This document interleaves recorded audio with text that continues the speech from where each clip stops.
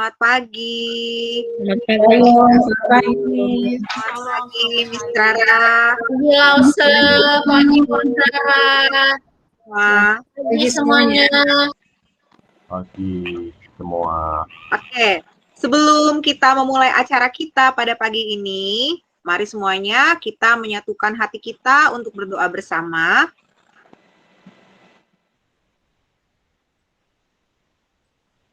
Kepada Ketua OSIS ya untuk memimpin doa.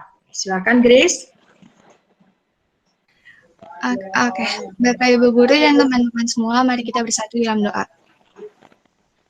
Bapa di surga, Bapa yang kami kenal, di dalam nama Tuhan Yesus Kristus, kami datang kepadamu pada pagi ini ya Tuhan, mengucap syukur atas kebaikan Tuhan yang Dia berkesudahan dalam kehidupan kami. Kami juga bersyukur kalau hari ini kami SMP Kristen Ketapang Cibubur akan merayakan Hari Kartini. Kami mohon Tuhan memimpin acara kami dari awal hingga selesai, sehingga dapat berjalan dengan lancar. Berkati jaringan yang kami gunakan dapat stabil, sehingga acara kami dapat berjalan dengan baik. Kami juga berdoa untuk Bapak Ibu Guru dan teman-teman yang terlibat dalam kegiatan ini. Tuhan Yesus yang menolong dan memberkati. Terima kasih Tuhan Yesus, dalam nama Tuhan Yesus kami berdoa dan bersyukur. Amin. Amin. Terima kasih Ketua OSIS kita. Oke, Miss Rara. Ya. Saya mau nanya nih. Miss Rara tahu nggak hari ini hari apa? Hari Rebo kan? Tahu pasti. Kalau hari ini tanggal berapa, Miss Rara?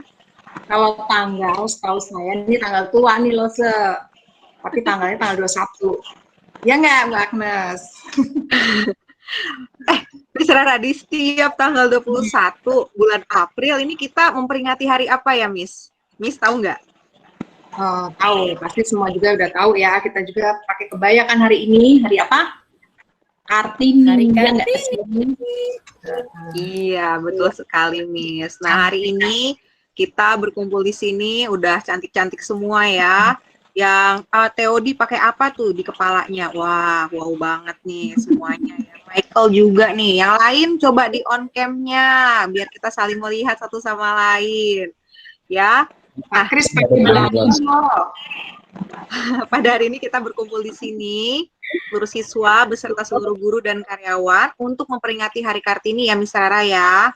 Iya, betul, Hari ini, pagi ini adalah Kartinis Day, SMP Kristen Ketapang 3. Itu kan? Oke, Miss Rara masih ingat nggak perjuangan Ibu Kartini dalam memperjuangkan hak-hak perempuan?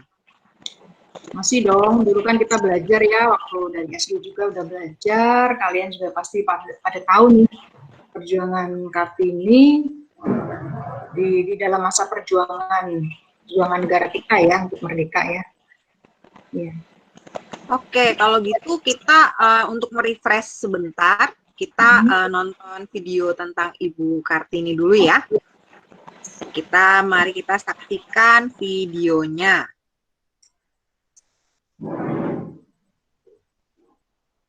Pak Kris bisa minta tolong ada back sound-nya.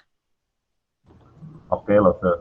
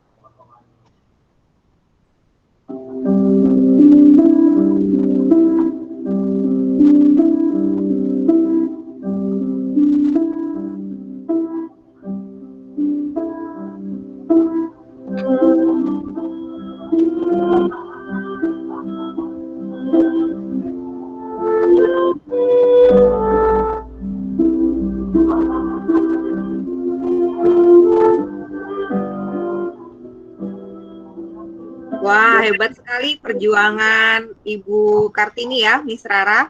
Tanpa Ibu Kartini mungkin Miss Rara dan saya tidak bisa ada di sini sekarang ya. Ya nggak, Miss? Betul. Kita harus menghargai perjuangan Ibu Kartini dengan perjuangan beliau pada waktu itu. Dia nggak mau diem aja tuh, dia mau belajar dan mengajar anak-anak yang saya tahu ya ceritanya pada waktu itu. Sehingga sampai sekarang kesetaraan antara pria dan wanita kita nikmati saat ini. Ya nggak sih? Ada yang jadi menteri, ada yang jadi presiden. Apa aja yang kita mau, asal kita mau belajar dan berusaha pasti bisa.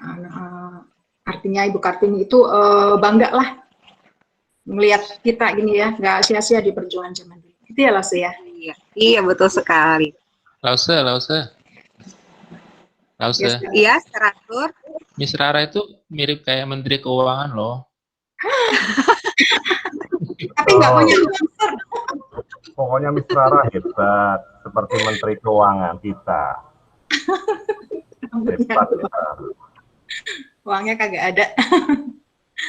Ya. Gimana nih Lause acara kita selanjutnya? Nah, hari ini sekolah kita akan hadir narasumber kita ya, Miss Rara. Iya nih. Ada berapa, Miss Rara? Aku udah melihat, cantik sekali, cantik-cantik. Iya, betul sekali.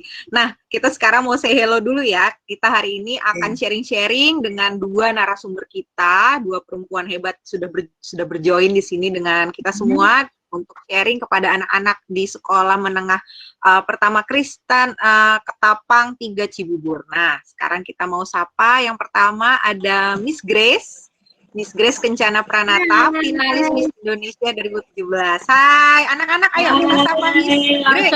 Hai, Miss Grace. Hai Miss Grace. Hai, sama Miss. Senang banget nih. Semangatnya cerah banget ya, aku suka ini. Miss-missnya pagi-pagi udah glowing. Iya. Dari subuh dandannya, Miss. Iya, dan satu lagi nih Miss Rara, satu lagi anak-anak semua. Satu lagi ada Miss Mira, founder dari Mira Kebaya. Ayo anak-anak, kita sapa Miss Mira. Halo. Hai Miss Mira.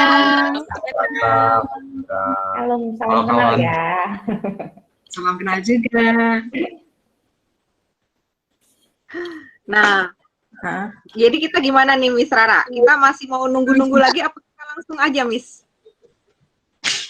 Kayaknya langsung aja ya.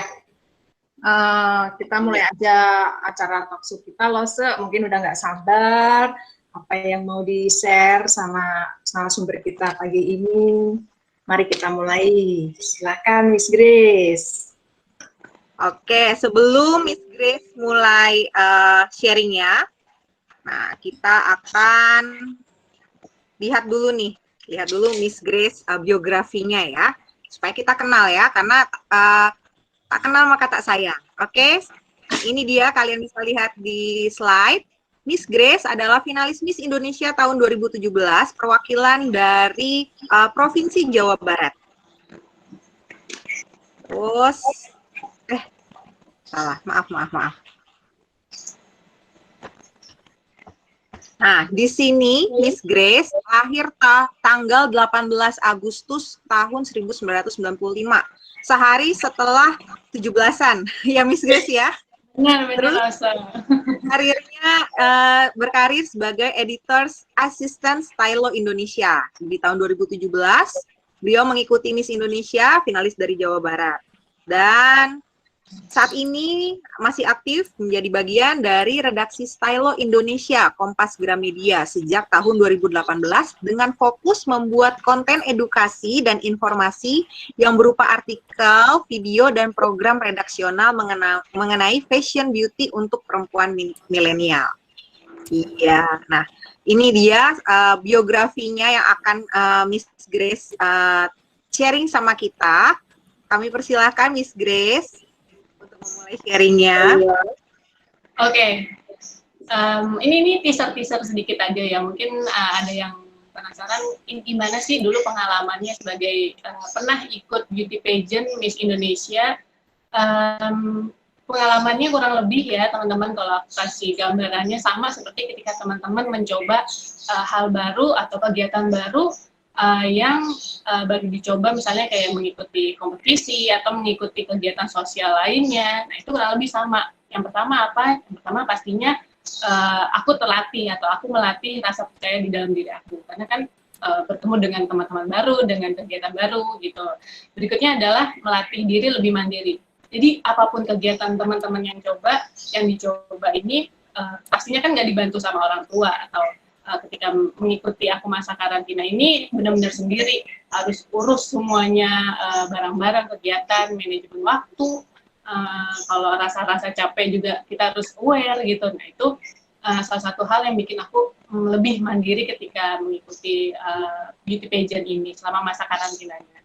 Nah terus yang menariknya adalah karena di Miss Indonesia sendiri, ini merupakan beauty pageant yang mengajarkan atau ada programnya juga tentang beauty with a purpose.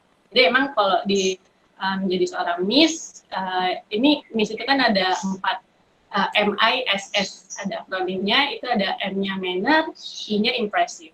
Kita pasti tentunya diajarin manner, impressive, yang baik seperti apa, dari mulai penampilan dan juga manner. Terus yang S keduanya, S yang pertama itu smart, yang terakhir sosial. Nah, memang di sana aku diajarkan tentang beauty with a purpose, kita cantik, tapi kita juga aware dengan lingkungan sosial di sekitar kita. Misalnya, melihat atau melihat seperti ada apa sih yang terjadi di lingkungan kita, ada kekurangan apa sih. Tapi itu biasanya program yang dicanangkan oleh Miss Indonesia untuk pemenangnya. Jadi misalnya untuk bikin bangun sumber air atau segala macamnya. Nah, terlepas dari beauty with purpose seperti itu, tentu kita juga mengawalinya dari hal-hal yang kecil. Jadi kegiatan-kegiatan positif itu tentunya berawal dari hal kecil, dipupuk lama-lama jadi kita bisa meraih yang lebih besar. Nah, berikutnya adalah tentang sosok Kartini kali ya. Nah, kenapa sih sosok Kartini bisa mempengaruhi dalam berkarya? Nah, kalau misalnya teman-teman bisa memilih bidang profesi apapun itu, untuk menjadi sosok yang teman-teman inginkan, teman-teman yakin kayaknya aku passionnya di sini. Nah, kalau untuk aku sendiri, aku memilih menjadi seorang jurnalis di Stylo Indonesia Kompas Gramedia. Nah, pasti teman-teman memilih pekerjaan apapun pasti dilakukan dengan arti, begitupun juga dengan aku. Nah, apapun rintangannya, pasti semua pekerjaan, semua kegiatan yang teman-teman pilih itu pasti ada kerikil-kerikilnya, ada batu-batu besar untuk kayak penghalangnya gitu ya. Nah, itu pasti akan berat, tapi akan menjadi ringan ketika aku mengingat lagi motivasiku, itu apa sih aku bekerja di sini. Nah, ketika aku menghadapi beberapa tantangan nih, misalnya susah ketemu narasumber kalau lagi liputan, narasumbernya pilih-pilih nih, mau aku wawancara susah banget, karena aku masih junior, nggak dipercaya gitu jadi jurnalis. Nah, itu aku gali lagi tentunya, cari narasumber yang lain deh gitu. Aku itu jadi tantangan itu jadi kayak bahan bakar ya untuk aku supaya bisa lebih semangat lagi, bisa memperbaiki diri juga, bisa membangun sosok atau citra jadi jurnalis yang baik, jadi narasumber bisa percaya sama aku ketika diwawancara. Nah, itu dilandasi dengan apa? Karena memang aku pada dasarnya ingin memberikan tadi informasi dan juga edukasi kepada perempuan milenial mengenai fashion dan beauty. Jadi meluruskan apa yang benar, apa yang salah tentang dunia fashion dan beauty, terus apa yang hoax dan fakta. Begitu, Miss. Wow, apa namanya banyak yang dipelajari ya dari kegiatan awal itu ya. Kalau yang saya pengen tahu nih, waktu menjelang mau ke Miss Indonesia tuh, bagaimana cara Miss Grace pada awalnya membangun rasa percaya diri ketika mengikuti ajang pemilihan Miss Indonesia itu, Miss? Oke. Nah, untuk mengumpulkan rasa percaya diri, ketika tadi kalau aku bilang, aku mencoba mengikuti beauty pageant. Nah, seperti aku mention sebelumnya, teman-teman bisa banget mau ikut lomba fisika, lomba kimia, lomba debat, atau lomba melukis gitu ya. Nah, apapun itu guys, masih muda, kalian coba aja. Apalagi sekarang lagi pandemi ya, Miss. Waktunya pasti akan lebih banyak peluang untuk mencoba-coba hal sesuatu yang baru. Asalkan tetap menerapkan protokol kesehatan. Nah, gimana sih cara aku membangun percaya diri? Yang pertama ya teman-teman, ini yang perlu dilakukan adalah mengumpulkan motivasi. Nah, ini adalah kayak modal pertama. Kenapa aku ikut kompetisi ini? Kenapa aku ikut lomba ini? Kenapa aku mau coba les tempat yang baru atau les dengan kegiatan yang baru? Nah, itu dikumpulkan pertanyaannya, kenapa gitu kan? Nah, terus poin-poin berikutnya adalah apa sih yang ingin didapat? Itu teman-teman boleh list. Apa ya aku mau ikut, aku mau coba jadi beauty vlogger. Apa ya kira-kira yang akan aku dapat ketika aku mencoba kegiatan baru ini gitu? Atau teman-teman bisa mencoba kegiatan fotografi mungkin kan? Nah itu di list. Mau dapat apa sih? Biar bisa moto, biar bisa lebih peka terhadap lingkungan, bisa mengambil capture foto-foto atau momen-momen yang lainnya.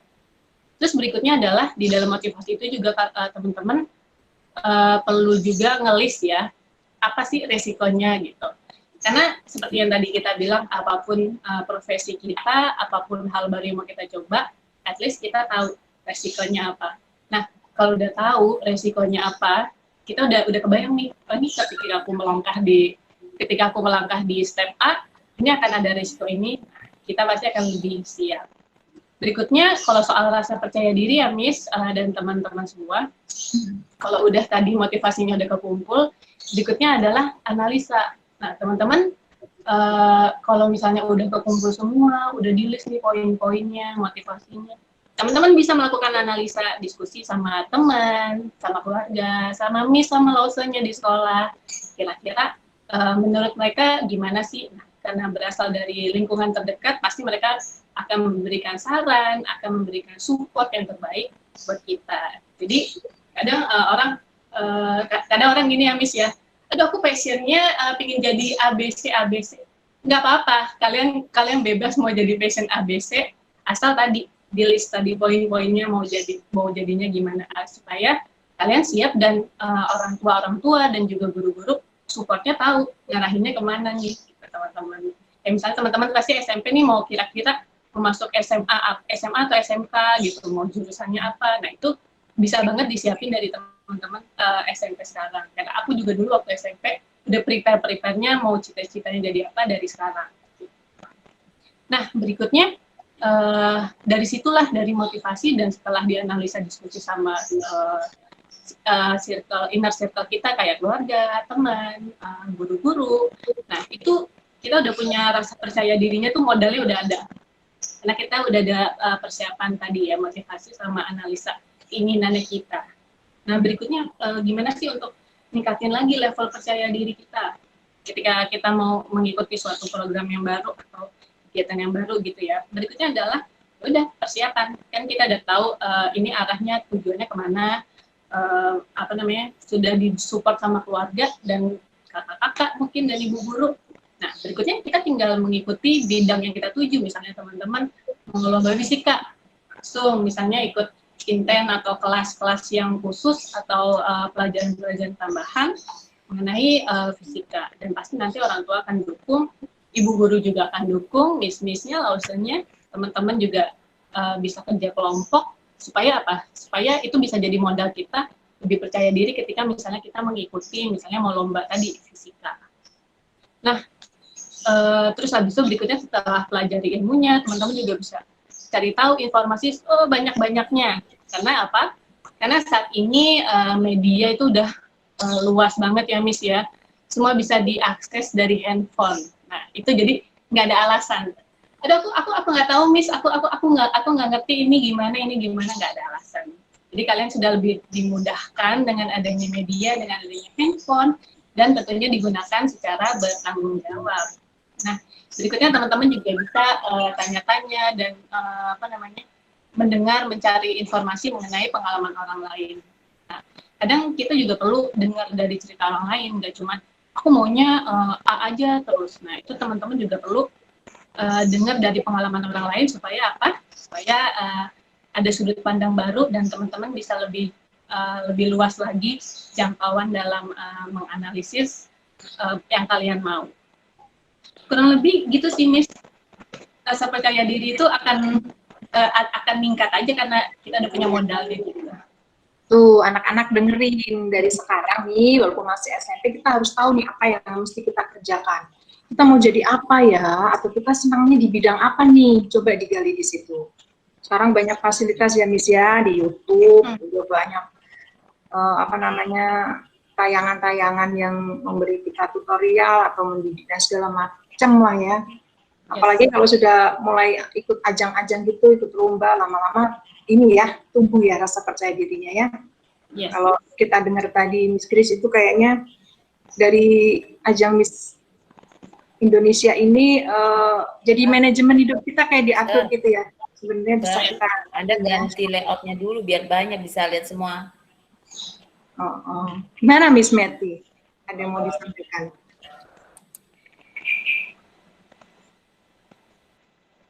Oh, ke-mute ya? Benar-benar ya ke-mute. Saking memperhatikan Miss Grace jadi lupa kalau masih di-mute. Nah, iya itu benar banget ya Miss Rara. Jadi ini jadi modal anak-anak kita juga ya. Nah, kalian jangan cuma melihat saja, jangan cuma terkesima, tapi poin-poin penting yang sudah di-share, kalian catat, kalian resapi. Ya. Pertanyaan yang lain ada Miss Rara? Ada sih. Lagi nih. Kalau kayak saya nih ya, saya tuh paling grogi nih ada di forum. Apalagi mimpin sesuatu gitu ya. Nah itu gimana caranya kalau tiba-tiba rasa percaya diri itu hilang, terus yaitu apabila ini tuh terjadi ketika di panggung sih saya pedenya nyanyi aja sih, kalau ngomong udah deh nyerah. Ya terus sedang memimpin rapat atau pembicaraan, ya walaupun itu udah dipersiapkan ya Miss ya, terus presentasi, itu ada gimana saran atau tipsnya dari Miss? Oke. Nah, Miss Rara dan teman-teman siswa-siswi SMP Kristen Ketapang 3 Cibubur ini pasti soal apa ya, rasa percaya diri hilang itu mungkin berkaitannya dengan public speaking yang gugup ya Miss ya. Jadi ketika kita hadir di venue atau ada di tempat jalan, kan di venue ya Miss, di Zoom meeting pun juga kadang kita suka nervous ya, gugup. Suka kamera malu. Kadang memang kita nggak bisa pungkiri mata dan telinga kita itu pasti kan akan menyerap apa yang terjadi di sekitar kita gitu kan. Nah itu pasti kita ngelihat langsung, misalnya kalau ada kompetitor atau ada teman-teman sendiri, ataupun kadang di dalam diri kita ngelihat semua momen itu yang terjadi sebelum tanding atau sebelum mau mulai les atau sebelum apapun itu, kadang suka insecure, kok teman-teman lebih bagus ya, kok teman-teman berbeda ya gitu kan. Kadang nggak cuma bagus, kadang beda aja bikin kita insecure gitu, nggak percaya diri. Terus misalnya ataupun mau mulai presentasi, kita ngelihat audiensnya, wah kok ini seperti ini gitu kan.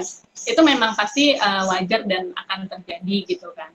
Cuman yang perlu diingat, rasa percaya diri kita itu tadi diingetin lagi di awal, memang kita udah punya motivasi dan udah punya modal nih, udah belajar segala macam, udah memahami konteks yang akan mau dipresentasikan, terus juga sudah memahami audiens semua, udah dipelajari. Nah itu kita sebenarnya udah punya modal teman-teman semuanya. Tapi memang kita nggak bisa menutup kemungkinan akan ada gugup ketika melihat suasana semuanya. Nah itu hal yang wajar. Siapapun orang yang public speaker udah senior pun ketika dia bertemu dengan suasana yang baru ya, kali suasana yang mereka udah baik pengalaman, udah ketemu macam-macam dari anak-anak, orang tua, berbagai kalangan, itu pasti mereka udah biasa. Tapi ketika bertemu dengan yang baru pun, mereka juga akui public speaker yang sudah senior itu nervous, Miss. Jadi tenang aja, itu dialami semua orang. Nah, yang perlu diingat adalah kita udah punya modal. Tinggal gimana cara mengurangi si rasa nervousnya itu. Jadi kalau percaya diri itu pasti udah mengikuti di pikiran kita, udah ketanam, udah dibaca berulang-ulang, itu pasti udah mantek di kepala kita kan. Nah, tinggal rasa percaya dirinya aja ketika gugup. Yang perlu diingat kalau ketika gugup, tipsnya yang pertama, pastiin teman-teman mungkin kalau memang menghadiri acara offline, itu kalau bisa datang di venue 1 jam atau 2 jam sebelum acara. Nah, misalnya mau presentasi di kelas ya, jangan datang mepet, pasti kan kita buru-buru gitu ya, ngos-ngosan gitu kan. Kalau bisa di spare waktu setengah jam atau 1 jam, kitanya lebih tenang, terus habis itu kita udah lihat suasananya seperti apa. Nah, berikutnya adalah nggak bisa tetap deg-degan, pasti.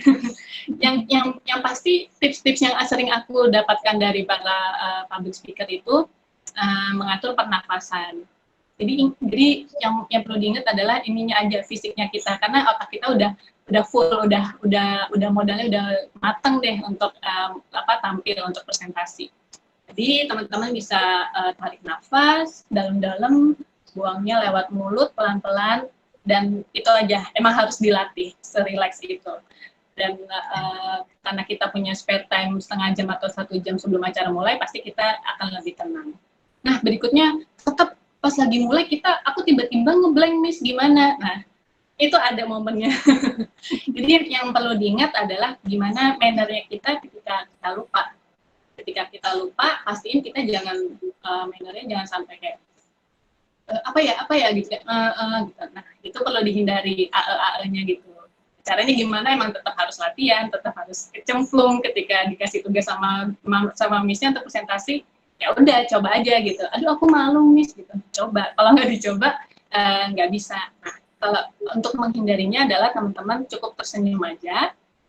Terus kalau misalnya salah sebut, salah ucap, teman-teman bisa ulang lagi misalnya pertanyaannya, atau satu kalimat sebelumnya diulang lagi, itu nggak apa-apa. Itu manner yang bagus. Jadi, misalnya hal-hal yang membuat rasa percaya diri, maksud saya, hal-hal yang membuat rasa percaya diri meningkat adalah, jadi ketika kita mikir dan ketika kita ngulang pertanyaannya lagi, itu pasti otak kita lagi coba nyari-nyari, dan pasti ketemu. Karena teman-teman pasti persiapannya yang dihafal hanya poin-poinnya aja. Jadi ketika poin-poinnya udah ketemu, pasti teman-teman akan lancar lagi ngelanjutin. Terus, ya udah itu aja sih, Miss. Jadi tersenyum ya, tetap senyum ya, walaupun grogi ya. Nah, senyum dong. Selain senyum juga latihan ya, pasti ya, banyak latihan dan pasti bergaul sama orang-orang yang sudah biasa. Itu sebenarnya banyak yang mau saya tanyakan nih, tapi takut yang lain nggak kebagian. Miss Meti, silakan deh kalau ada ilmu. Aku juga nih ada pertanyaan untuk Miss Grace. Nah, kita nih sekarang ya Miss Grace sebagai perempuan muda nih masa kini. Apa saja yang relevan, yang masih bisa kita lakukan ya untuk menghargai dan meneruskan perjuangan Ibu Kartini.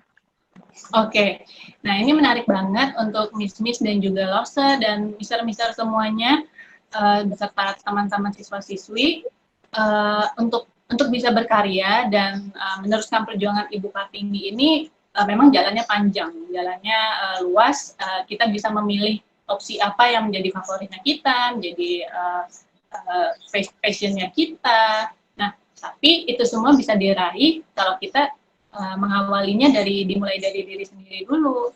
Jadi yang pertama kita mencintai diri kita, mencintai bentuk tubuhnya kita, terus apa yang kita miliki, terus habis itu mencari tahu dan juga memahami kelebihan serta kekurangannya kita. Nah, dari situlah kita bisa berangkat ke tahap berikutnya. Jadi yang pertama kita mengenali diri kita dulu. Terus berikutnya adalah bagaimana sih cara kita bersosialisasi. Nah, ini juga penting banget teman-teman, karena menjadi sosok yang bisa melangkah ke step berikutnya adalah itu berkaitan juga dengan cara kita bersosialisasi. Kalau kita soal memperdalam ilmu, memperdalam pengetahuan, itu udah ada bidangnya, kalian bisa langsung ketemu sama pakarnya, itu udah langsung masuk. Tapi gimana kita cara bersosialisasi, itulah yang juga menjadi landasan penting ketika kalian mau mencoba untuk berkarya dan meneruskan perjuangan Ibu Kartini. Nah, berikutnya yang terakhir yang nggak kalah penting adalah ketika menggunakan media sosial. Nah, saat ini tentu kan tadi Miss Lausameti udah bilang yang relevan. Nah, relevan saat ini adalah gimana kita cara menggunakan media sosial yang bijak. Jadi teman-teman bisa lebih bijak lagi dalam menggunakan media sosial. Pasti semua di sini ada yang udah punya Instagram ataupun platform-platform media sosial yang lainnya. Nah, kalau soal media sosial ini juga nggak kalah penting ya teman-teman. Apa yang kalian posting itu juga, apa yang kalian tulis di captionnya itu juga perlu diingat, itu akan selalu tercapture di platformnya masing-masing meskipun udah dihapus. Nah, saat ini semua orang, di profesi manapun itu semua melihat citra diri kita karena nggak bisa bertemu langsung ataupun ingin tahu seperti apa karakter kita dari media sosialnya kita. Nah, teman-teman, di sini kalian bisa, kalau misalnya tadi kita mikir tentang seperti apa cita-citanya udah dipikirin dari sekarang. Nah, ini media sosial juga hal yang sensitif banget.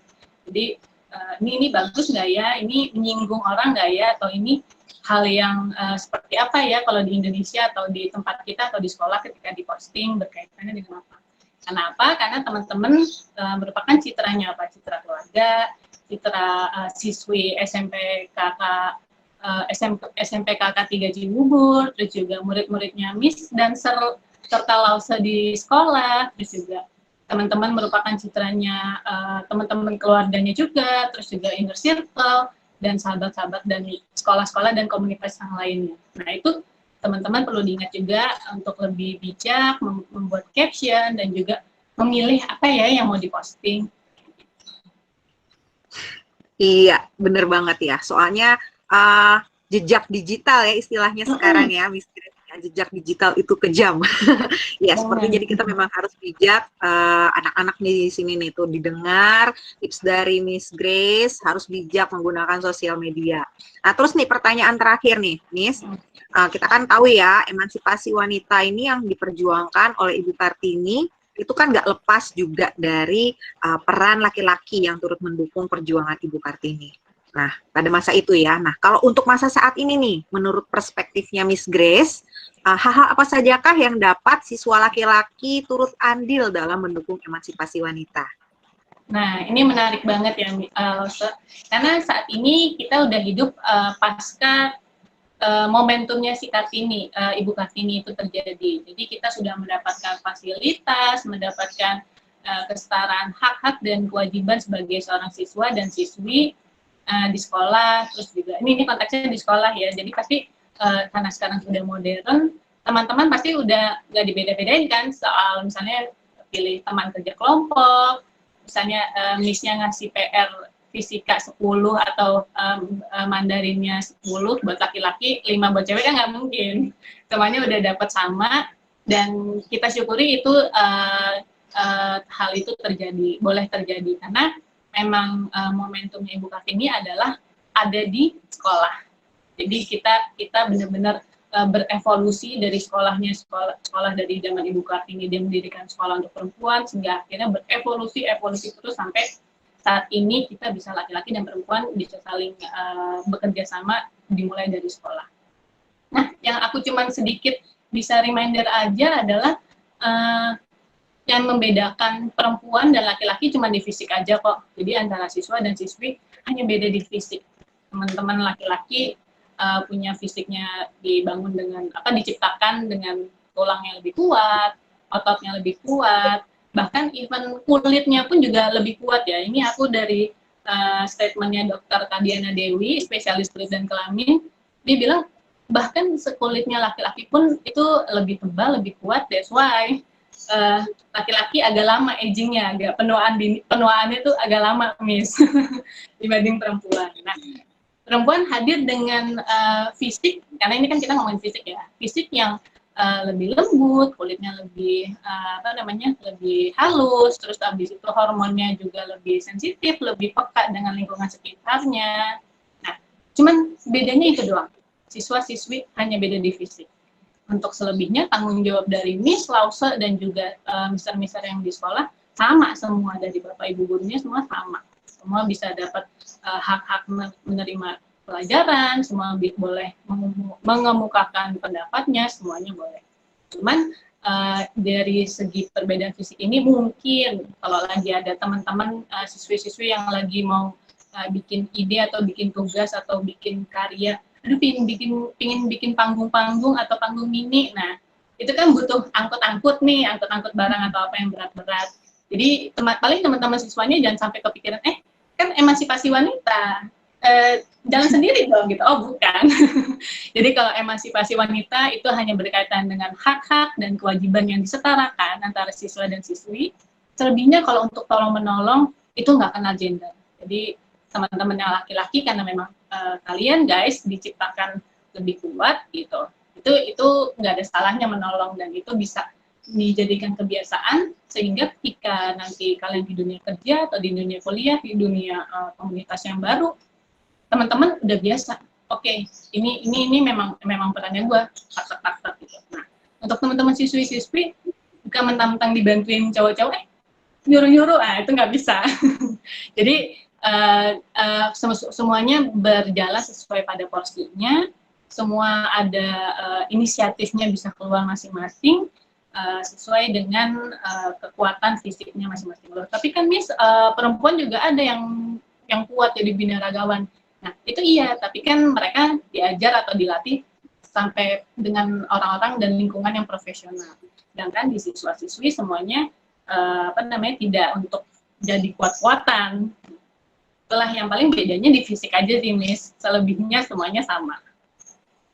Iya, makasih Miss Grace. Nah, tuh ya, bedanya cuma di fisik ya. Jadi siswa laki-laki harus turut andil dalam emansipasi wanita nih ya, bantuin lah teman-teman perempuan. Kalau misalkan teman-teman wanitanya yang perempuannya semuanya punya ide gitu ya, tapi butuh bantuan, tenaganya kurang nih. Jangan mentang-mentang emansipasi wanita, udah dikerjain sendiri, nggak gitu ya Miss Grace ya? Tapi ladies first tetap ya Miss ya. Jadi kalau ada makanan gitu ladies dulu lah ya. Ladies first tetap kalau itu. Ladies first ya. Oke, terima kasih Miss Grace atas sharingnya. Nah, anak-anak ingat diresapi ya, Miss Rara ya. Miss Grace nih udah kasih sharing bagus banget ya. Nah, ini kalau misalkan kita nggak dengerin sia-sia nanti ya. Untuk membangun rasa percaya diri kita ya. Kalau mungkin ada anak-anak yang masih mau bertanya atau ada pertanyaan di luar ini, mungkin bisa hubungi nomor telepon di bawah ini ya. Ini kalau mau ada yang nanya kulit glowing apa-apa, aku sangat terbuka, Miss. Aku sangat terbuka. Nah, itu tuh yang menarik tuh. Karena kan beauty stylist ya, berkecimpung di beauty fashion. Jadi kalau anak-anak nih ada yang mau nanya masalah jerawat mungkin ya, Miss Grace. Boleh ya? Mungkin bisa di-follow Instagramnya Miss Grace, itu banyak sekali. Miss Grace tuh sering banget kasih informasi-informasi ya Miss Grace ya, dari platform. Selamat itu ya Instagramnya. Iya, nanti kita share ya. Nah, sekarang anak-anak, adakah pertanyaan? Ayo dipersilakan. Bapak Ibu juga boleh. Mister sama Miss boleh, silakan. Miss Ya, Devi kayaknya mau tanya nih Miss Devi nih.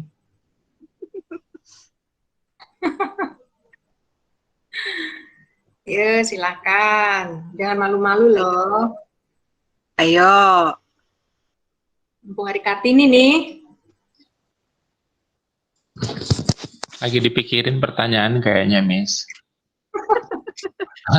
Lagi digodok dulu. Iya. Kayaknya Kenapa? Pengen glowing nggak? Oh, udah glowing ini. Oke, lanjut aja, Miss. Oke, anak-anak mungkin nanti ya menyusul ya pertanyaannya ya. Dipikirin dulu, nanti boleh tulis di kolom chat ya nak ya, kalau ada pertanyaan. Oke, sekarang terima kasih ya Miss Grace. Kita sekarang ke narasumber yang kedua. Nih, narasumber yang kedua, Miss Mira. Halo Mira, apa kabarnya? Shalom. Nah, sekarang waktu dan tempat dipersilahkan ya, Miss ya. Sebelum kita mulai dengarkan sharing dari Miss Mira, sama seperti tadi, kita mau Lihat tayangan lihat dulu. Kita lihat dulu biografinya ya, karena tak kenal maka tak sayang. Nah, tadi lihat di slide, ini dia Miss Mira Fujita, founder dari Mira Kebaya. Nah, ini Miss Mira ini ada babynya ya, ada anaknya. Ada satu lagi belum foto ya.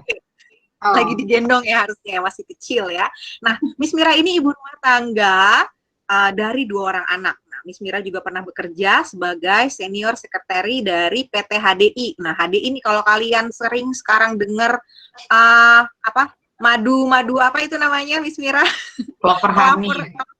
Clover honey. Nah, itu Miss Mira itu senior sekretarinya di perusahaan tersebut. Nah, ya, dan terus Miss Mira setelah menikah lalu punya anak dan akhirnya dia resign terus memulai entrepreneur usaha di bidang fashion Mira Kebaya dari mulai tahun 2017 ya.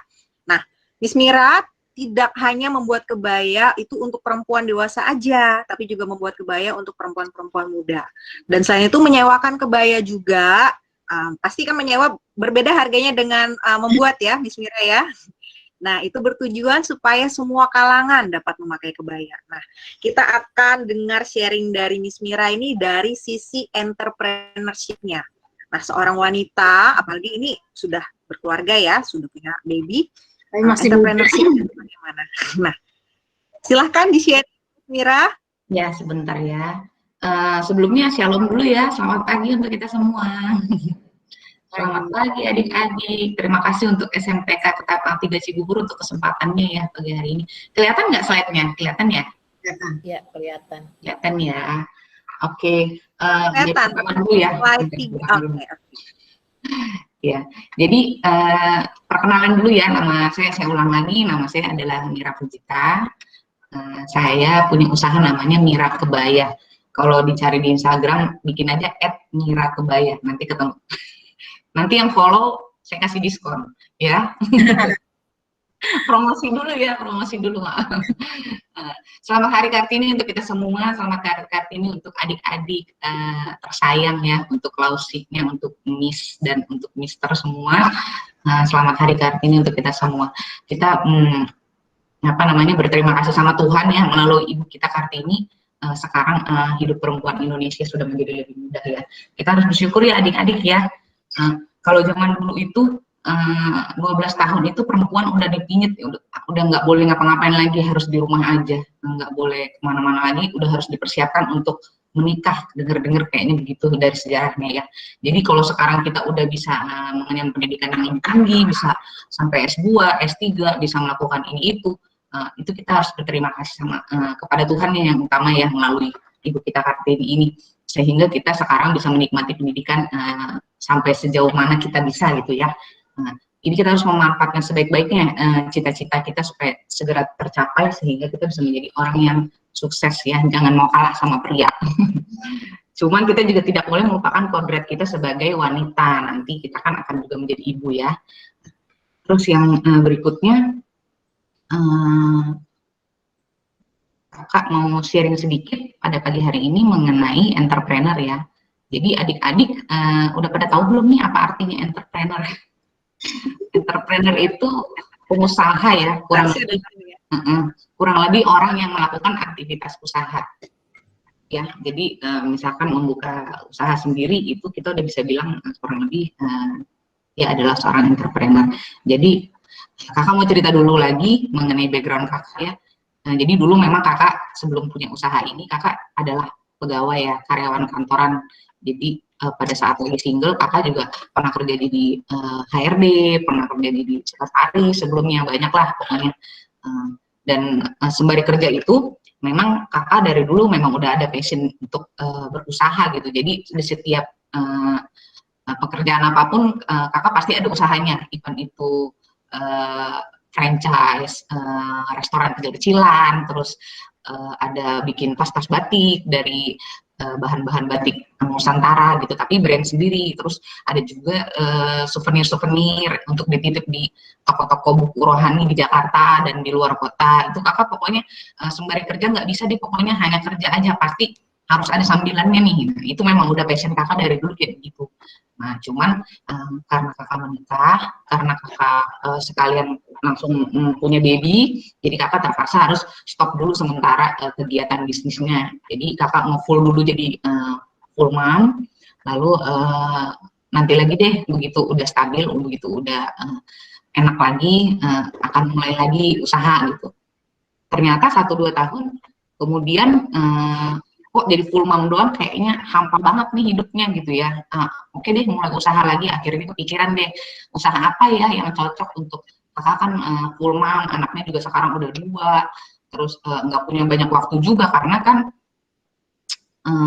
nggak mungkin ngambil bisnis yang menyita waktu banyak-banyak karena suami juga kebetulan kan pengacara juga. Jadi orang yang sibuk juga nih, keluar kota, keluar negeri, jadi kakak harus mengimbangi. Kalau suami udah sibuk, kakak nggak boleh terlalu sibuk banget juga karena nanti jadinya nggak balance, kasihan anak-anak. Jadi apa ya usahanya ya yang kira-kira relevan dari segi waktu dan lain-lain gitu, karena punya anak yang lagi aktif-aktifnya gitu ya. Kok kayaknya kayaknya kebaya cocok nih gitu. Akhirnya kakak usaha kebaya deh. Dan karena memang kakak suka juga sama kebaya, dari dulu udah sempat koleksi kebaya, kok lama-lama banyak juga ya, udah 1 lemari, udah nambah lagi, lama-lama akhirnya kenapa nggak disewain aja ya, kan daripada di lemari bertahun-tahun, apalagi nih pas lagi pandemi nggak kemana-mana juga, akhirnya jadi kebablasan, akhirnya terus sampai sekarang akhirnya jadi nambah banyak koleksinya, akhirnya jadi sekalian deh sekalian ditekunin, sekalian diseriusin, akhirnya sih puji Tuhan lah udah lumayan gitu ya, bisa menjadi pemasukan tambahan, apalagi ibu rumah tangga kan lumayan ya kalau ada pemasukan tambahan buat nambah-nambah gitu. Jadi sekarang posisi kakak udah full mom plus entrepreneur ya. Lalu jadi namanya tuh istilahnya mompreneur. Jadi mompreneur memang nggak mudah ya adik-adik ya. Agak berat nih karena udah capek di rumah, capek ngurus anak, tapi ternyata kita harus menyediakan waktu juga untuk tenaga juga untuk ngurus bisnis, ngurus usaha gitu. Memang nggak ada yang gratis di dunia ini, jadi memang kita harus bayar harga, kita harus kerja keras, selangkah demi selangkah kita pasti bisa gitu. Yang penting ada progresnya, yang penting fokus, nggak apa-apa, pelan-pelan aja usahanya, walaupun rasanya kayaknya kok ntar lagi slow gitu bisnisnya, ntar lagi agak stuck, nggak apa-apa, dijalanin aja. Yang penting kita tetap berusaha, selangkah demi selangkah pasti ada kemajuan gitu. Lalu kenapa entrepreneur? Karena entrepreneur ini kan bikin kita jadi mandiri ya, kita jadi mampu untuk berdiri di kaki kita sendiri, kita jadi lebih independen gitu. Kita juga punya waktu yang fleksibel yang tadi kakak bilang, kemana-mana kita nggak terbatas jam kerja lagi seperti orang kantoran gitu kan. Dan juga sekarang kan udah era digital sangat membantu kita sekali, sehingga kayaknya udah nggak ada deh istilahnya bahasanya aku nggak bisa buka usaha karena kurang informasi atau karena nggak ada lapaknya, harus sewa ruko mahal segala macam. Sekarang kayaknya di Instagram aja udah bisa menghasilkan pemasukan yang lumayan gitu, walaupun kita nggak punya toko aslinya misalnya, kalau misalnya kita nggak mampu untuk menyewa lokasi gitu ya. Dan juga pemerintah sekarang lagi giat-giatnya nih mendukung sektor wirausaha, jadi kita harusnya sangat bersyukur dan harusnya lebih semangat lagi. Terus juga sebenarnya entrepreneur ini kan kita bisa menjadi berkat ya buat banyak orang, karena kan kita akan membuka lapangan pekerjaan, kita pasti akan rekrut karyawan, kita pasti akan mengambil produk dari vendor juga jadi terbantu bisnisnya gitu. Jadi istilahnya blessed to be a blessing, oke?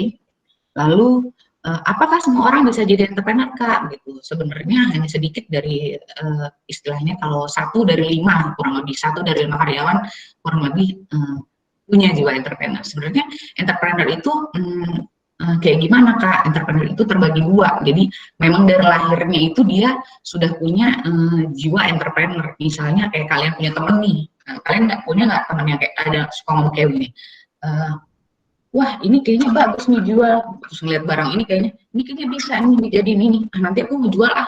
Nah tipe-tipe orang-orang seperti itu tuh tipe-tipe orang yang terlahir memang jadi entrepreneur. Jadi memang udah jiwanya tuh bawaannya mau jualan terus. Jadi dia nggak bisa, itu kakak banget deh pokoknya.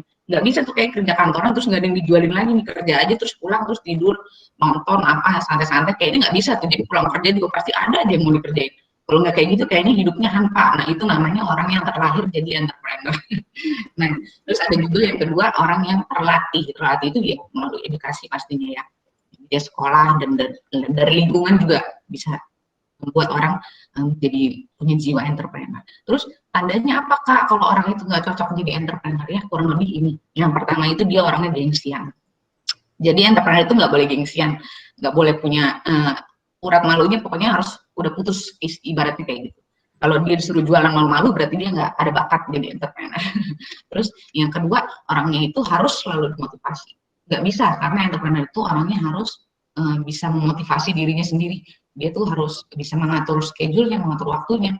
Dia pokoknya bisa harus memimpin dirinya sendiri tanpa harus dibantu orang lain itu. Itulah orang entrepreneur. Dan terus yang ketiga itu adalah orangnya kaku. Kaku sih maksudnya dalam artian dalam usaha ya. Jadi dia tuh harus luas memilih pasar, terus dalam berkreasi juga orang itu harus luas kalau seorang entrepreneur. Lalu yang berikutnya how to be an entrepreneur. Jadi gimana sih caranya untuk bisa menjadi seorang entrepreneur atau wirausahawan? Yang pertama itu kita harus menciptakan mimpi kita dulu. Kita harus punya mimpi dulu, lalu kita percaya diri udah pasti, terus kita harus punya jiwa leadership, berorientasi juga ke masa depan, udah jelas, sabar dan tekun, fokus pastinya, kreatif dan inovatif dalam memilih pangsa pasar ya, sopan, disiplin, jujur, dan yang pasti juga harus diiringi dengan doa ya. Lalu ini kita lihat nih, adik-adik pasti udah tahu semua ya, ini ada 3 contoh kisah orang sukses ya, kisah kegagalan dari orang-orang besar nih. Yang pertama itu adalah J.K. Rowling. J.K. Rowling ini kan yang nulis buku Harry Potter ya, adik-adik udah tahu ya. Jadi dia ini udah 12 kali juga gagal sampai akhirnya dia baru bisa sukses. Jadi di sini kita belajar bahwa kegagalan itu biasa dalam bisnis ya. Jadi kalau kita buka bisnis gagal, kita jangan langsung putus asa, kita jangan langsung kecewa, atau kita jangan langsung, udah deh aku berarti nggak ada passionnya di sini, udah deh berarti aku coba kayaknya jadi karyawan aja gitu.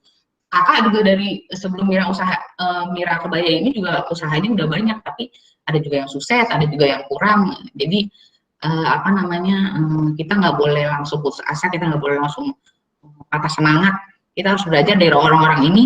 Ada lagi nih Thomas Alva Edison ya, dia ini 1000 kali dulu gagal sehingga akhirnya sukses menemukan bola lampu ya yang kita sebut dengan bohlam ya. Jadi bayangkan sampai 1000 kali aja dia nggak putus asa ya. Dan juga ini ada yang ketiga nih, yang terakhir. Ini mungkin makanan kesukaan adik-adik nih, KFC nih. Makanan kesukaan adik-adik. Kesukaan saya juga. Iya. Jadi Colonel Sanders ini juga dia baru sukses di usianya kurang lebih 65 tahun ya. Jadi dia juga gagal kurang lebih 1009 kali hingga akhirnya dia berhasil menemukan resep KFC yang dia bisa jual kepada kita semua ya hingga saat ini ya. Jadi walaupun udah kakek-kakek juga jangan putus asa, makanya kegagalan itu biasa. Kegagalan itu harus dianggap sebagai hal yang lumrah, cuman memang harus kita ambil pelajaran dari situ. Karena ada pepatah yang bilang kesuksesan itu sebenarnya hanya 1 jengkal aja dari kegagalan gitu. Jadi kita nggak tahu kapan kita sukses, makanya pada saat kita menemukan kegagalan kita harus tetap semangat. Lalu kapan Kak untuk saat terbaiknya kita untuk memulai usaha gitu ya? Kalau bisa sukses muda, kenapa harus tunggu tua istilahnya gitu ya? Jadi lebih cepat kita mulai, akan lebih cepat juga kemungkinan kita untuk mendapatkan kesuksesan. Jadi karena kesuksesan itu kan membutuhkan waktu udah pasti ya, dan juga kerja keras. Membutuhkan waktu, kita nggak bisa ada jaminan nih kita akan sukses melaksanakan usaha A, B, C dalam hanya waktu 1, 2, atau 3 tahun. Bisa jadi 6 tahun, bisa jadi 7 tahun nih kita baru ketemu kesuksesan kita. Makanya kita harus mulai sedini mungkin. Nah, ini kalau kita lihat nih, ini adalah adik-adik teman-teman kita semua ya, teman-temannya adik-adik ya, usianya ya. Ini mereka udah belajar untuk berwirausaha ya. Coba kita lihat tuh, ada yang jualan slime, ada yang bikin mug, ada yang jualan apa nih, lemonade ya. Ini menunjukkan bahwa sedari kita muda, sedari kita kecil, kita harus menumbuhkan jiwa entrepreneurship kita, karena itu akan sangat bermanfaat sekali. Karena biasanya anak-anak yang masih kecil-kecil ini tuh belum banyak rasa malu ya, dan mereka juga belum banyak paparan-paparan negatif dari lingkungan, sehingga yang dia tahu jualan ini, wah aku happy nih, nanti ada yang bisa bayar aku uang, itu aja mereka udah bahagia, udah happy. Kalau misalnya kita tahu orang-orang yang udah usia tua gitu ya, misalkan 30, 40 baru mulai usaha, biasanya mereka tuh udah banyak paparan negatifnya, istilahnya aduh nanti gimana kalau nggak laku, terus udah malu, ini udah banyak aura-aura negatifnya yang dia dapat dari lingkungan. Karena kalau beda dengan anak yang usia kecil ini, mereka tuh masih polos, jadi untuk memulai usaha mereka nih masih istilahnya masih bagus banget lah usianya. Lalu inilah istilahnya ya, memang orang-orang yang di bawah umur 35 tahun itu adalah orang-orang yang mampu membuat perubahan. Itu udah berdasarkan survei ya. Jadi kita yang dalam usia muda nggak usah patah semangat, kita harus mencoba untuk menjadi wira swasta sedini mungkin. Bagaimana caranya menciptakan mimpi kita, lalu kita juga harus yakini, kita harus kerjakan, udah pasti harus dengan fokus ya. Jadi kita mungkin kalau dalam 5 tahun saja kita fokus banget dengan usaha kita ya, kita stop nih segalanya semua, kita stop segalanya melakukan hal-hal yang nggak penting istilahnya, kebanyakan main sosmed, terus main-main game, itu kita stop semua, kita fokus, kita kerjakan usaha kita dengan sebaik mungkin. Itu pasti dalam 5 tahun aja, adik-adik nggak usah khawatir, dalam 5 tahun aja pasti udah kelihatan deh sedikit manfaatnya. Jadi tinggal diterusin aja, fokus selalu, dan jangan lupa yang pasti adalah kita harus mendoakan ya dagangan kita, mendoakan usaha kita supaya disertai Tuhan sehingga diberkati, itu pasti. Baru deh kita bisa jadi seorang pengusaha yang sukses. Demikian dari kakak adik-adik, selamat Hari Kartini untuk kita semua ya. Selamat Hari Kartini untuk SMPK Katakan 3 Cibubur. Tuhan Yesus memberkati. Terima kasih. Iya. Terima kasih Miss Mira. Wah, ini sharingnya sangat berbobot sekali.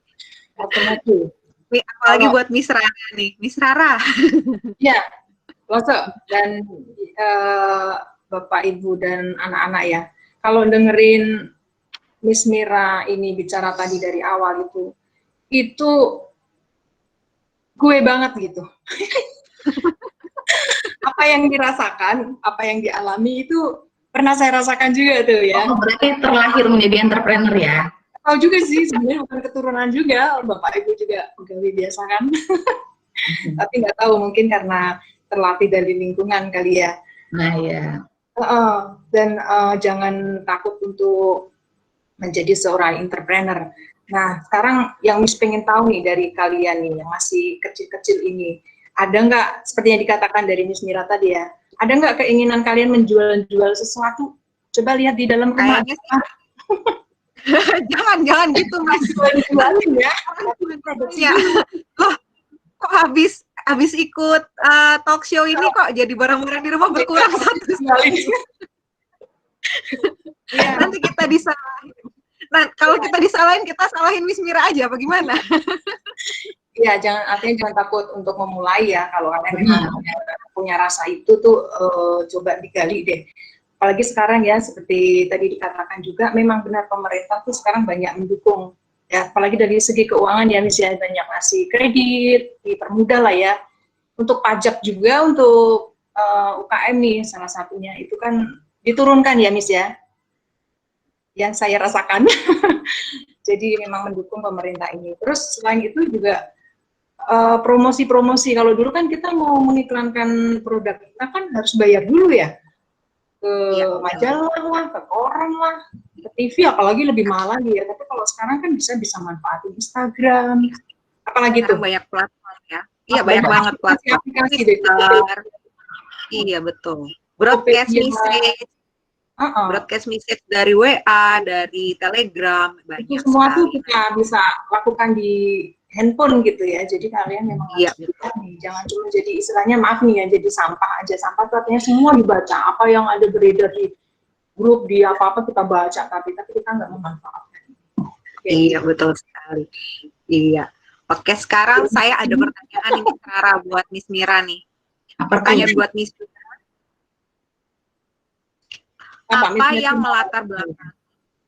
Apa yang melatar belakangi Miss Mira dalam entrepreneurship di bidang fashion kebaya? Oh, di bidang fashion kebaya ya. Kalau yang pertama udah pasti, karena pertamanya dulu memang saya suka kebaya, itu intinya satu. Kebetulan kan orang Batak juga ya, jadi kebayanya memang banyak. Iya. Berarti untuk tips untuk untuk adik-adik kita ini di sini, untuk anak-anak SMP Kristen Ketapang ini, untuk memulai entrepreneurship ini bisa dimulai dari hal yang disuka ya, Miss Mira ya? Iya, udah pasti dong, harus passion dulu ya. Jadi kalau saya dulu memang kenapa memilih kebaya sejak 2017 karena pertama saya juga suka kebaya dulu ya. Berarti passion saya memang di sana juga. Terus yang pasti kita juga saya juga ngeliat nih, kayaknya kok setelah saya amati kayaknya pangsa pasar kebaya ini dalam 1-2 tahun, 5 tahun, bahkan 10 tahun, 20 tahun ke depan sepertinya sih kayaknya masih oke lah, masih bagus ya pangsa pasarnya. Jangka panjang atau jangka panjang dia masih bagus, dan pangsa pasarnya juga luas. Kalau dulu kita kenal mungkin kebaya itu hanya orang Bali atau orang Batak ya, atau orang Jawa ya. Sekarang kayaknya udah hampir semua suku udah suka pakai kebaya ya, udah percaya diri pakai kebaya ya. Jadi pangsa pasarnya sekarang udah makin luas, dari ibu-ibu hingga anak-anak, hingga sekarang anak-anak kecil balita pun udah dipakai kebaya juga. Jadi memang pangsa pasarnya lumayan luas, dan dia juga bersifat jangka panjang ya. Mungkin ini juga karena didukung oleh desainer-desainer kita sekarang ini udah semakin bagus ya, udah semakin inovatif ya. Jadi kalau kita bisa lihat Instagram ya, di media sosial ya, mereka udah berkembang dengan pesat sekali. Jadi sekarang kebaya udah nggak dianggap kuno lagi, udah istilahnya udah diidam-idamkan lah justru untuk acara pernikahan, untuk acara tunangan, wisuda, untuk banyak event lah gitu ya. Jadi kita bersyukur lah ya untuk kaum-kaum yang membantu perkembangan kebaya ini, desainer-desainer ini. Jadi menginspirasi juga lah untuk kita anak-anak. Jadi memang itu ya yang tadi saya bilang, karena bersifat jangka panjang. Intinya saya juga sebenarnya ingin mengembangkan juga sih, ingin berpartisipasi juga untuk melestarikan ikon Indonesia ya melalui kebaya. Karena betul. Kebaya itu kan Indonesia banget istilahnya gitu. Iya, betul sekali. Kalau kayak istilahnya, kalau kayak orang India kan kain sari banget gitu. Kita tuh juga kepengen Indonesia itu berarti kebaya banget. Iya, benar-benar. Jadi trademarknya kebaya, orang tahu kebaya, melihat kebaya, oh Indonesia gitu ya, Miss Mira ya. Pengennya sih begitu. Jadi pengen turut andil lah dalam usaha itu ya. Jadi kan berdampak lah sedikit untuk sosial walaupun sedikit. Iya. Miss Rara ada pertanyaan gak nih? Kayaknya dari tadi nyimpen pertanyaan nih Miss Rara nih. Miss Mira nih udah ada yang mau pesen kebaya nih. Oh iya, di kolom chat nih. Wah, belum dibuka loh pertanyaannya ya. Lanjutin itu ya. Duluan ya. Padahal Miss Rara sama Lause masih mau kasih pertanyaan, udah keduluan ya. Udah ada yang mau tanya nih. Prosedurnya harus follow dulu baru dapat diskon ya. Oh ya. Prosedurnya harus follow dulu. Iya, nanti dibahas ya Kim, tunggu ya Kim. Oke, Miss Rara ada pertanyaan untuk Miss Mira? Satu aja sih pertanyaan saya. Kalau soal entrepreneur kan Miss Mira ini udah dari kecil katanya ya, sudah nggak bisa diem lah, apa-apa juga bisa jadi duit lah istilahnya ya. Tetapi gimana sih tipsnya untuk menjaga eksistensi untuk para perempuan nih, khususnya yang pecinta kebaya ini, apalagi yang muda-muda nih ya, supaya terus update gitu. Eksistensi dalam usaha maksudnya ya. Ya betul, berkarya inilah ya. Iya. Yang pertama udah pasti kita harus punya passionnya dulu ya. Kita jangan sampai menjalankan suatu usaha tanpa ada passion. Karena kan bisnis itu akan mengalami fase naik dan turun ya. Kita nggak mungkin baru nyoba bisnis 1 tahun langsung ternyata langsung sukses, nggak mungkin kayak gitu. Yang tadi seperti saya bilang, bisnis itu kan memerlukan waktu dan kerja keras ya. Kita akan mengalami kegagalan, kita akan mengalami masalah-masalah di tengah jalan. Kalau bukan passion yang menolong kita, kayaknya bakalan cepat putus asa, bakalan cepat menyerah gitu ya. Jadi memang kita harus menemukan dulu passion kita. Kalau kita udah menemukan passion kita, ditambah dengan kerja keras, ditambah dengan fokus, saya rasa sih akan lebih cepat lah ya menuju kesuksesan gitu istilahnya. Dan bagaimana menjaga eksistensi itu dengan pintar-pintar kita memilih lini bisnis gitu ya. Kita seperti yang tadi saya bilang, kita harus pilih bisnis yang bersifat jangka panjang. Jangka panjang itu berarti kurang lebih dalam 20 tahun bisnis itu kurang lebih masih akan ada lah ya di Indonesia gitu. Jadi sepertinya kalau saya pikir istilahnya seperti kebaya ini kayaknya bakalan 20 tahun, bahkan 25 tahun, 30 tahun lagi kemungkinan sih pikiran saya ya, prediksi saya sih kayaknya bakalan masih ada. Jadi untuk menjaga eksistensi kita harus pilih dulu lini bisnis yang bersifat jangka panjang. Pasti bisnis kita kurang lebih akan bertahan lah ya, nggak cepat gulung tikar. Istilahnya sekarang kan banyak nih kayak usaha-usaha yang lain yang ikut-ikutan. Kalau misalkan kayak gitu biasanya yang musiman itu nanti nggak akan terlalu lama, paling under 10 tahun udah ganti lagi, under 10 tahun udah ganti lagi. Jadi untuk eksistensi itu yang bagusnya sih cari yang jangka panjang aja, 30 tahun ke depan lah kurang lebih paling suka. Iya. 30 tahun lah ya, karena kan anak-anak SMP kita kan usianya masih belasan ya. Jadi kalau dari sekarang dipikirin ya mungkin nanti berkecimpungnya, baru nyemplungnya bener-bener ya masih 30 tahun yang akan datang ya. Hanya harus nyari bisnis-bisnisnya ya, bisa dipikirin dari sekarang nih anak-anak ya. Nah, sekarang Lause sama Miss Rara mau buka pertanyaan nih. Sesi pertanyaan. Walaupun udah diduluin oleh Kim, adakah yang lain yang mau kasih pertanyaan atau Bapak Ibu Guru ada yang mau bertanya nih? Silakan. Ya, silakan ditulis di kolom chat. Sekarang nih kita mau bahas yang pertanyaan pertama dulu nih Miss Mira. Jadi Felicia Kimberly bertanya, maminya Kim suka banget sama kebaya, dia mau beli kebayanya. Nah, pertanyaannya, share alamat butiknya dong, Miss. Terus harganya didiskon nggak, Miss? Kan tadi udah saya jelaskan ya di awal, harus follow dulu baru diskon. Jadi di follow dulu ya, Kim. Follow rame-rame. Suruh maminya follow. Ini deket kok ya, deket ya, butiknya ada di Citra Grand. Tetangga, masih Cibubur juga. Oh iya, masih Cibubur juga. Ya, jadi tinggal belok dikit ya, habis keluar dari sekolahan, belok dikit masuk ke Citra Grand. Ya, kebetulan ya. Bilang ya dari SKK 3. Iya. Terus yang lain adakah mau memberi pertanyaan? Atau mungkin pertanyaan untuk Miss Grace juga, nggak apa-apa. Sekarang kita masih buka, adakah yang mau bertanya? Terkesima kayaknya nih, Lause. Ada terkesima jadi anak-anak Kristen ini emang suka begini ya, Miss Rara ya, anak-anak kita ini ya, kayaknya kalau udah denger ini mungkin apa mereka langsung nyatet gitu ya Miss Rara ya, jadi kayak langsung hening ketika dikasih pertanyaan. Iya, langsung mikir mau ngerjain apa ini. Oke, Renner bukan nanya nih. Renner nanyanya kalau kebaya buatnya susah nggak? Wah, ini kayak pertanyaannya dari hulu ke hilir nih, Miss Mira. Mau ngelamar diri. Pertanyaan entrepreneur yang dari hulu ke hilir yang mau dipegang sama Renner nih kayaknya. Bagaimana Miss Mira?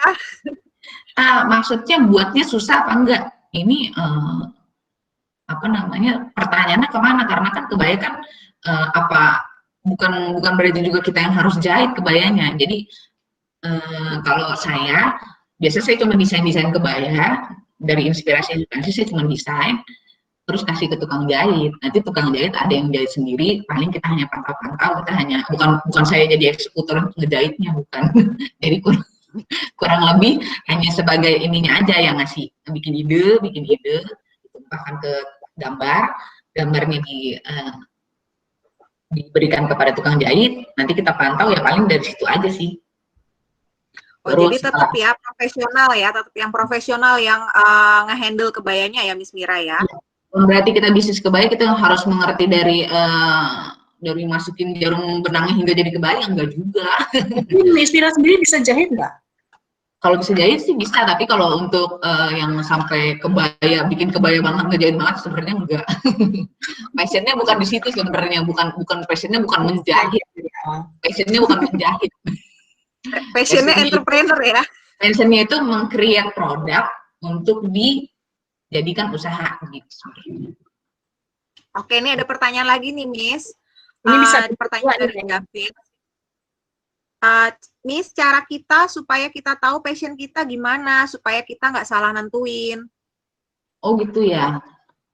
Cara menentukan passion, biasanya bisa kita lihat dulu sih dari kehidupan sehari-hari. Kamu lebih senangnya pas lagi apa, atau lebih senangnya akan hal apa, bisa kelihatan dari itu misalnya. Tapi kadang passion juga karena lingkungan atau karena berjalannya pengalaman, berjalannya waktu, kadang bisa berubah-ubah juga ya. Istilahnya kayak saya kan orang Batak ya, orang Batak. Tapi waktu saya lahirnya nih kebetulan udah di Jakarta, jadi sebenarnya saya itu nggak Batak banget sebenarnya. Saya dari kecil itu, walaupun saya orang Batak, tapi sebenarnya saya kurang mendalami lah istilahnya kebatakan itu. Saya justru dari kecil nggak pernah punya kebaya, bahkan nggak pernah kepikiran kayak ini bakalan pakai kebaya. Pokoknya saya pikir kayaknya pakai kebaya kayaknya kuno gitu ya. Tapi berjalan dengan waktu, lingkungan berubah, apalagi dapat suami kebetulan orang Batak juga, mau nggak mau harus punya kebaya. Akhirnya punya kebaya satu. Setelah punya kebaya satu, baru tahu ternyata orang Batak kebayanya nggak bisa cuma satu, karena setiap acara kebayanya harus ganti-ganti. Akhirnya nambah deh tuh, nambah. Setelah udah nambah, akhirnya banyak. Udah banyak tuh, akhirnya vakum di kamar, di lemari, nggak ada aktivitas. Satu kebaya kan harganya lumayan kan, udah nambah banyak-banyak, numpuk di lemari doang. Baru deh keluar tuh ide-idenya. Baru deh keluar tuh ide-idenya. Gitu ya Javin ya. Baru deh keluar ide-idenya. Ini kalau jadiin cuan, kalau dijadiin cuan 1 dikali 2 kali 3 kali 4 lumayan gitu. Akhirnya dia usaha. Begitu ceritanya. Jadi passion itu bisa juga berubah karena lingkungan. Passion itu bisa berubah-ubah, bukan berarti satu anak hanya punya satu passion, kayaknya sih enggak juga. Bisa berubah-ubah. Kita bisa tahu dari passion pun bisa digali ya Miss Mira ya. Jadi bukan cuma datang, tapi kita bisa menggali juga ya Miss Mira ya. Iya, makanya memang dari usia adik-adik yang masih kecil-kecil gini, memang kita harus mengembangkan skill kita, jangan cuma satu hal aja gitu. Jadi coba dulu yang ini, that's why kenapa kita harus memulai usaha itu dari sedini mungkin, yaitu tadi, karena kan semua usaha itu membutuhkan waktu, menemukan passion aja kadang kan membutuhkan waktu. Jadi kalau misalkan kita baru memulai usaha kita umur 40, kita mau sukses di umur berapa? Yeah. Kalau non-standar sih enak, 65, gerainya udah ratusan juta. Maksudnya kalau kita kan masih belum sebesar itu kapasitasnya gitu. Tapi dimulailah usia semudah mungkin supaya suksesnya juga jangan sampai suksesnya juga lebih mudah lah istilahnya. Kalau bisa sukses muda, kenapa nunggu tua istilahnya gitu. Iya, betul sekali. Wah, ini ada pertanyaan nih dari Matthew untuk Miss Grace. Miss Grace, kira-kira kalau sedang mempresentasikan atau sedang berdiskusi, kira-kira cara untuk mengutarakan pendapat dan sikap badan yang baik itu bagaimana, Miss Grace? Oke, terima kasih Matthew atas pertanyaannya. Nah, ini menarik juga ya, karena sampai saat ini pun juga aku masih belajar. Kekurangannya aku tuh kalau berdiri suka bongkok. Tapi untuk sikap badan yang betul adalah kita harus tegak. Dan ini aku dapat cerita juga dari public speaker. Dia adalah jurnalis di Kompas TV. Dia bilang dengan kita membuka diri, itu dari alam bawah sadar kita, dengan kita tegap ya, sikap tegap, itu akan di bawah alam sadar kita kayak lebih terbuka, kita siap untuk menerima momen, menerima sesi diskusi, menerima apapun ketika kita ingin menyampaikan sesuatu, ketika kita sikapnya terbuka gini, kita tegap dan terbuka. Nah, ketika kita bungkuk, itu di bawah alam sadar kita juga ya udah nggak semangat, dan secara nggak langsung kita juga langsung down, dan juga ngedownnya nggak langsung kayak lemes gitu, enggak, tapi ya udah kayak nggak semangat. Nah, itu berkaitan dari sikap badan pun juga akan mempengaruhi ketika kita melakukan presentasi. Jadi biasanya teman-teman, aku pun juga sampai saat ini masih belajar kalau bisa berjalan, duduk, semuanya kayak gitu. Nah, itu dari sikap badannya. Ternyata dari bungkuk atau tegapnya pun itu juga berpengaruh dari ketika kita berpresentasi. Nah, berikutnya gimana sih manner untuk menjawab? Nah, ketika kita berada di dalam suatu diskusi, ketika kita berada di dalam suatu momen di venue, kita sedang berpresentasi, pastikan ketika kita ingin menjawab, ingin berdiskusi, melempar suatu pendapat, kita udah mencatat apa aja nih yang mau kita tanyakan kepada teman diskusi kita. Jadi pastiin setiap poin-poinnya itu udah matang dan tidak ada pengulangan.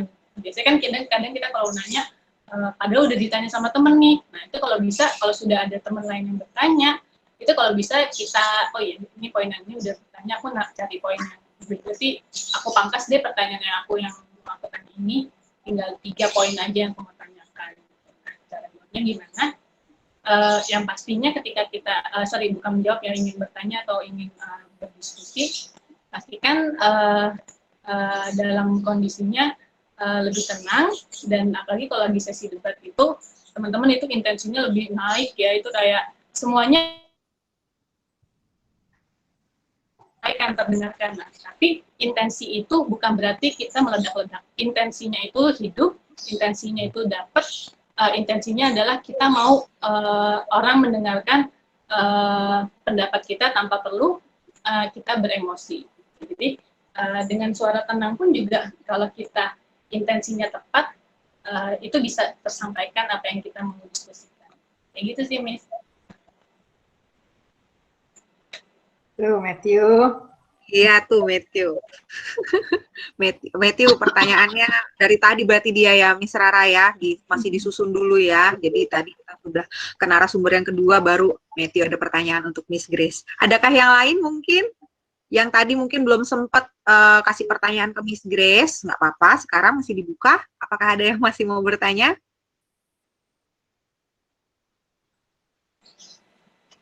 Sepertinya tidak ya. Mau DM aja kayaknya. Iya, mungkin DM aja ya. Oke, nanti Lausa akan kasih tahu Instagram yang harus kalian follow ya, supaya insight-nya semakin terbuka ya. Jadi tidak hanya kita belajar tidak hanya dari materi dari buku ya, Miss Rara ya, tapi dari informasi yang kita terima dari narasumber kita pada hari ini juga bisa jadi tambahan untuk kita belajar di setiap harinya ya, Miss Rara ya. Ini ada satu lagi tuh si ini, Nay. Oh iya. Nah ini nih baru mulai panas nih, baru tanya nih. Nah ini kayaknya yang jiwa-jiwa ini nih, entrepreneur udah mulai keluar nih. Iya betul. Untuk Ibu Mira, kalau misalnya dalam membangun bisnis, lalu bertemu dengan orang yang tidak bisa diajak berdiskusi, alias orangnya rese, tapi memberi keuntungan bagi kita, nah itu kita lebih baik ngapain? Karena usaha kan intinya untuk mendapatkan keuntungan ya, jadi ya resenya harus kita hadapi ya, kita ambil keuntungannya aja. Iya betul ya, jadi jangan apa namanya, walaupun nggak nyaman harus kita hadapi ya, Miss Mira ya. Iya dong, iya kan yang mau kita dapatkan keuntungannya aja yang kita dapat. Yang emosi juga ya, hadapi resenya ya. Karena kan kita nggak bisa mengendalikan orang, kita hanya bisa mengendalikan diri kita sendiri. Iya, betul sekali. Tuh, Nel, kayaknya Nel mau jadi entrepreneur juga nih ya, Miss Rara ya. Udah ada pertanyaan yang tiba-tiba ada nih. Oke, masih adakah pertanyaan yang tiba-tiba muncul nih? Baru muncul sekarang, baru mulai panas nih, baru mulai loadingnya sekarang nih. Adakah lagi yang lain? Masih kita tunggu ya. Kalau Miss Rara sendiri ada pertanyaan nggak mungkin? Miss Rara kan juga yang saya tahu ada sedang membangun bisnis. Ini mungkin bisa saling DM-DM-an sama Miss Mira ya. Langsung aja ya, langsung aja. Nantilah. Ternyata bener kan, kita undur sedikit-sedikit, ternyata ada lagi nih yang nanya lagi nih. Nah ini Matthew lagi, tapi Matthew bertanya kepada Miss Mira sekarang, kira-kira kalau misalnya ada orang yang tidak memiliki jiwa entrepreneur, tetapi ingin menjadi entrepreneur, nah itu harus bagaimana Miss Mira? Iya, agak menarik ya pertanyaannya ya. Yang mana sih orangnya nggak kelihatan mukanya? Tolong di-on-kan, biar bisa di-pin oleh... Yuk, main aja ke Miss Rara sini, bantu bikin kue sini. Kira-kira kalau misalnya ada orang yang tidak memiliki jiwa entrepreneur tapi ingin menjadi entrepreneur itu harus ngapain? Kan seperti tadi yang udah saya tampilin di slide ya, entrepreneur itu kan ada dua. Ada yang terlatih, ada yang terlahir. Berarti kalau kalian nggak terlahir menjadi entrepreneur, kalian di bagian yang terlatih berarti. Harus mengambil edukasi dan memilih lingkungan yang kondusif supaya jiwa entrepreneurnya lebih terbangun lagi. Itu aja sih. Oke, Matthew. Adakah pertanyaan di sekolah ini kan ada pelajaran prakarya ini, Miss Mira ya, Miss Grace. Jadi mungkin bisa sedikit mengenal apa namanya ya, awalan untuk berusaha lah untuk menjadi seorang wirausaha. Harapannya begitu. Ada pelajaran prakarya, itu kan membuat ini juga. Di dalamnya juga selain memproduksi sesuatu juga membuat labeling, terus promosi, perhitungan biaya seperti itu.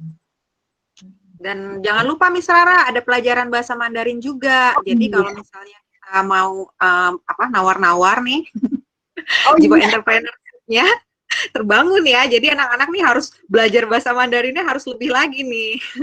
Karena vendor-vendor dari Made in China ini kan banyak ya Miss Rara ya. Itu murah-murah dari sana. Jadi itu jadi nilai plus nih kalau bisa bahasa Mandarin. Ya jualannya ya.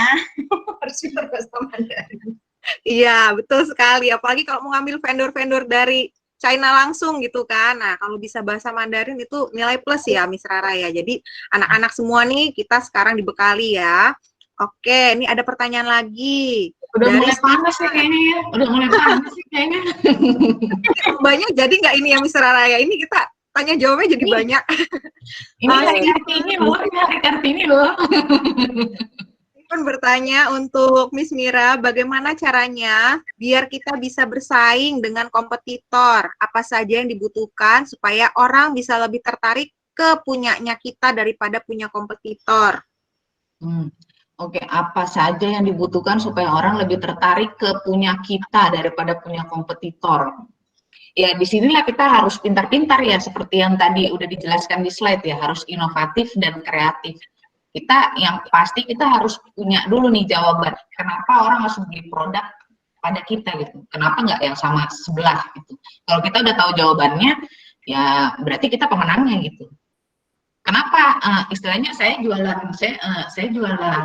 HP nih misalnya, terus Miss Rara juga jualan HP, kita sebelah-sebelahan.